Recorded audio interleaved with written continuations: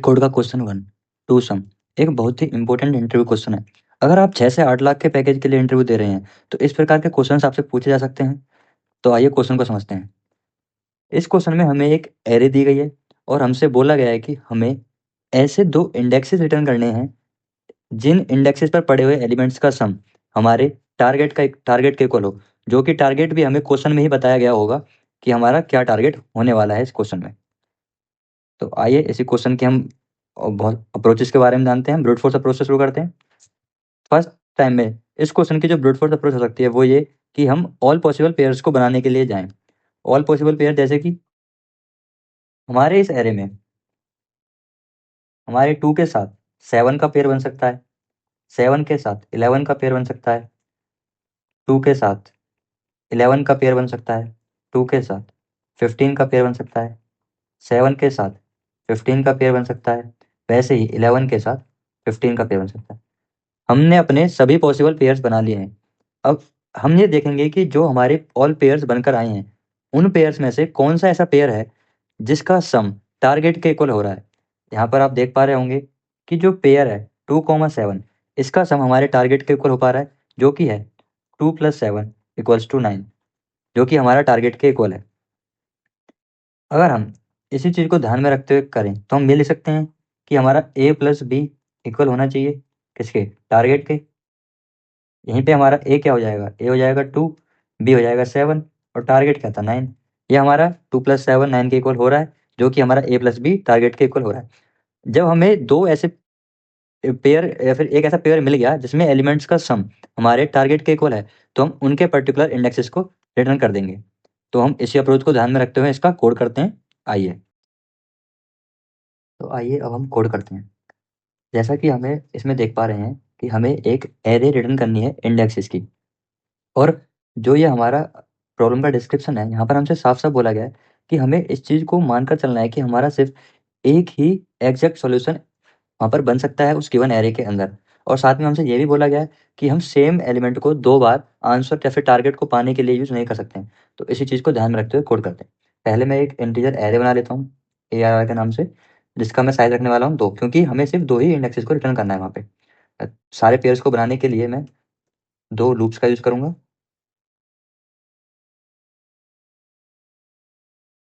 दूसरा लूप जो कि हमारा j की वैल्यू i+1 से चलेगा, क्योंकि हमें उसके आगे के सारे पेयर्स को बनाना है। इसके अंदर हम एक कंडीशन डालेंगे, यदि nums of i plus nums of j, यदि nums of i plus nums of j का जो सम यानी कि हमारे दो एलिमेंट a प्लस b का सम इक्वल हो जाता है हमारे किसके, टारगेट के।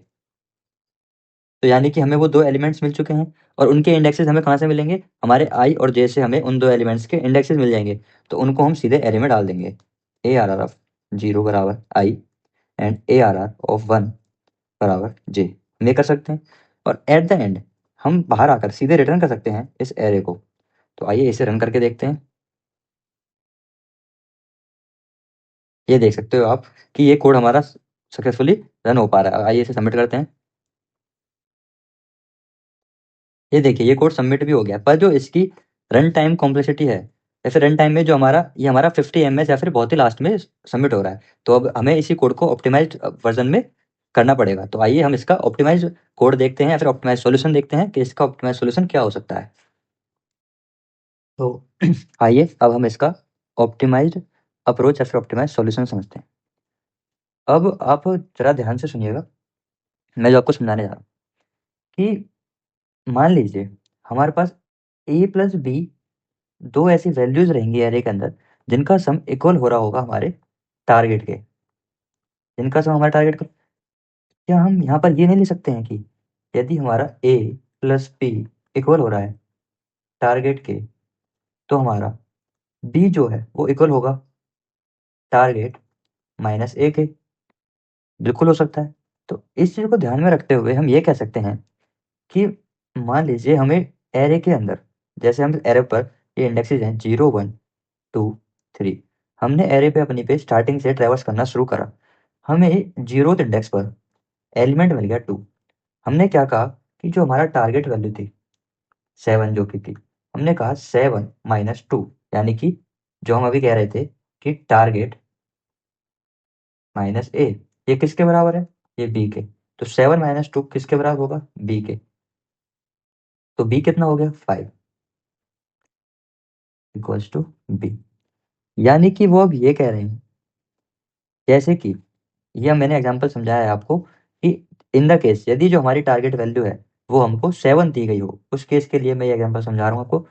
जैसे मान लीजिए ये जो गिवन एरे है, इस गिवन एरे के अंदर अब जो हमने जीरो इंडेक्स पर तो देख लिया, इससे आगे जो बची हुई एरे है, यदि उस एरे के अंदर कहीं पर भी 5 एलिमेंट यदि हो, तो हम ये कह सकते हैं कि हमारा a प्लस बी या फिर 2 प्लस 5 इक्वल हो रहा है हमारे टारगेट के, जो कि हमारा टारगेट इसमें पे क्या है?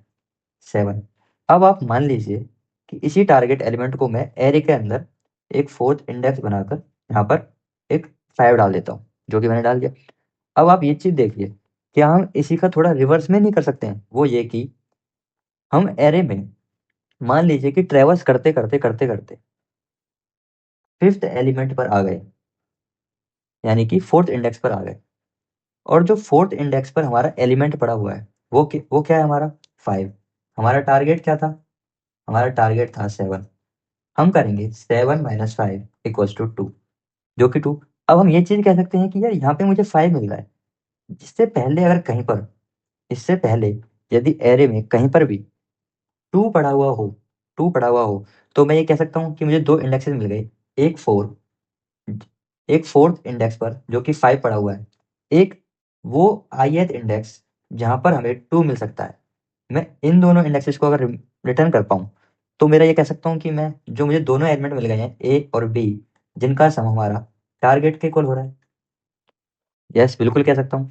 तो इसी चीज में ध्यान में रखते हुए जब हम एरे में स्टार्टिंग से, यानी हमारे जीरोथ इंडेक्स से ट्रेवर्स करना स्टार्ट करेंगे अपने लास्ट इंडेक्स के लिए, तो हम वहां पर एक चीज चेक कर सकते हैं कि हमारा हम ith एलिमेंट, किसी भी ith एलिमेंट को टारगेट से माइनस करेंगे उसमें पड़े हुए एलिमेंट को, और चेक करेंगे क्या माइनस करने के बाद जो एलिमेंट आया है, क्या वो इससे पहले कहीं एरे में मिल चुका है मुझे। उस चीज को हम चेक करते हुए चलेंगे। यदि वो मिल जाता है तो हमें हमारे जो हमें पेयर ऑफ इंडेक्सेस चाहिए थे वो हमें मिल गए हैं। यदि वो नहीं मिलता है तो जो पर्टिकुलर इंडेक्स जिस पर हम अभी हैं, उस एलिमेंट को और उसके करस्पॉन्डिंग का जो इंडेक्स है उसको हम स्टोर करा सकते हैं।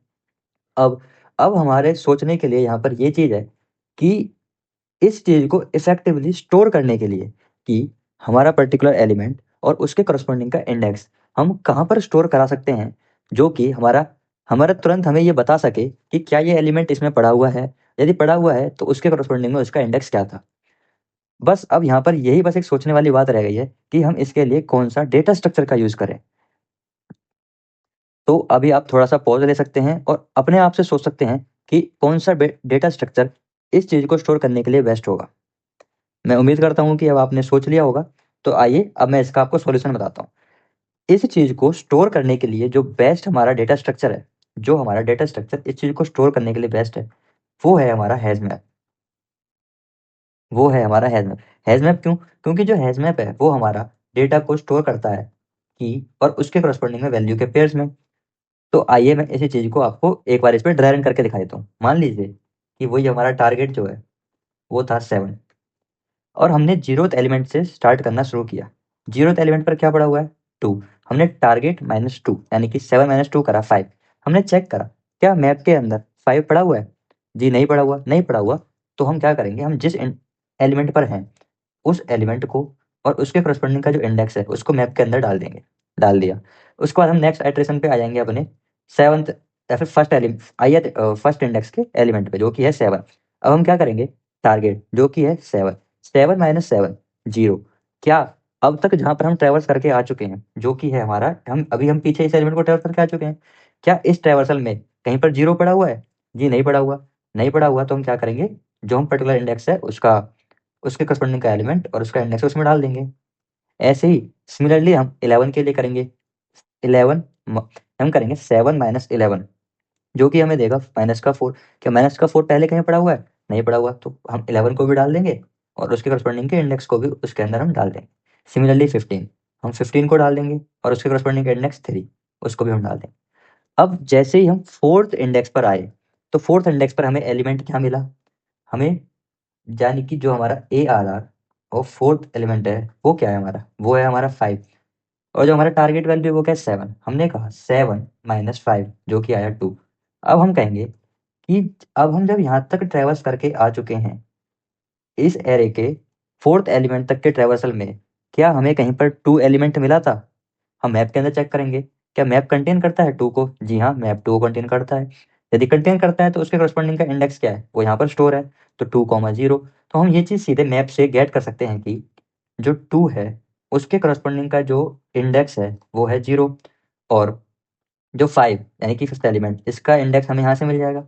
तो हम ये कह सकते हैं कि 0th इंडेक्स पर प्लस 4th इंडेक्स पर जो एलिमेंट पड़े हुए हैं उन एलिमेंट का सम हमारा इक्वल हो रहा है टारगेट के।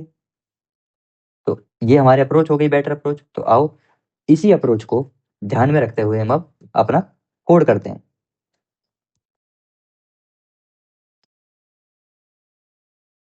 तो आइए अब हम इसका ऑप्टिमाइज्ड अप्रोच का कोड करते हैं। जैसा कि मैं आपको बता चुका हूँ, हम इस कोड को लिखने के लिए हैजमैप डेटा स्ट्रक्चर का यूज करने जा रहे हैं।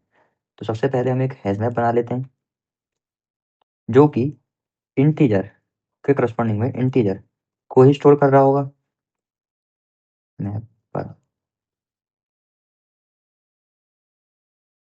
साथ ही में जैसा कि हमें पता है इसमें एक एरे रिटर्न करनी है, मैं एक एरे बना लेता हूँ। इसका साइज 2 होगा क्योंकि 2 ही इंडेक्स हमें रिटर्न करनी है। अब हम अपने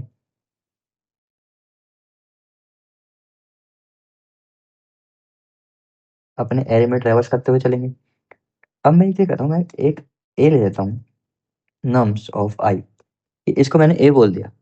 अभी मैं तब से आपको बताते हुए आ रहा था कि हम एक इंटीजर लेंगे बी जो कि हमारा टारगेट माइनस ए के बराबर होगा। इसे करने के बाद हम अपने मैप में चेक करेंगे क्या मैप डॉट कंटेंट,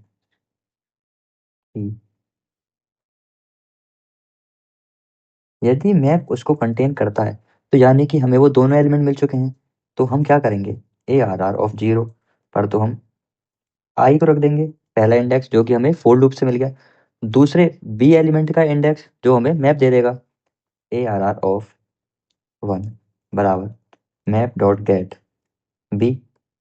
यदि ऐसा नहीं है तो हम मैप में पर्टिकुलर इंडेक्स यानी ए और उसके करस्पॉन्डिंग के इंडेक्स को डाल देंगे। और एक और चीज़ है यहाँ पे, जब मान लीजिए हमें अपना ए और बी का पेयर, ऐसा पेयर जो कि टारगेट के इक्वल हो रहा है, वो मिल जाता है, तो हमें क्या आगे एरे में कुछ भी फाइंड करने की या फिर ट्रैवर्स करने की जरूरत है, नहीं है। तो हम यहीं पर सीधे कोड को ब्रेक कर सकते हैं और एट द एंड हम इस जो हमारी एरे है ARR उसको रिटर्न कर सकते हैं। तो आइए हम इस कोड को रन करके देखते हैं। जैसा आप देख पा रहे हैं ये अच्छे तरीके से रन हो रहे हैं। अब हम इसको सबमिट करके देखते हैं। ये देखिए ये कोड बहुत अच्छे तरीके से सबमिट भी हो पा रहा है और ये 99% बीट भी हो रहा है। अब यदि आप इस कोड की कॉम्प्लेक्सिटी के बारे में बात करें, जैसा कि आप देख पा रहे हैं हम एरे में सिर्फ एक बार ही ट्रेवर्स कर रहे हैं, तो जो इसकी टाइम कॉम्प्लेक्सिटी है वो बिग O ऑफ n है। पर यहीं पर अगर इसकी स्पेस कॉम्प्लेक्सिटी की बात करें, जैसा कि हम देख रहे हैं कि हम हैजमैप यूज कर रहे हैं जिसमें एलिमेंट्स हम डालते जा रहे हैं, तो इसकी वजह से जो इसका स्पेस कॉम्प्लेक्सिटी है वो भी हमारी बिग O ऑफ n ही हो गई है। बट ये एक बहुत ही ऑप्टिमाइज अप्रोच है। तो ये हमारी ऑप्टिमाइज अप्रोच थी। मैं उम्मीद करता हूँ कि आपको ये सॉल्यूशन समझ आया होगा। यदि आपका कोई डाउट या फिर कोई सजेशन है तो आप मुझे कमेंट करके बता सकते हैं। ऐसे ही और वीडियोस के लिए आप चैनल को सब्सक्राइब कर लीजिए। मिलते हैं किसी अगली वीडियो में अगले सॉल्यूशन के साथ। धन्यवाद।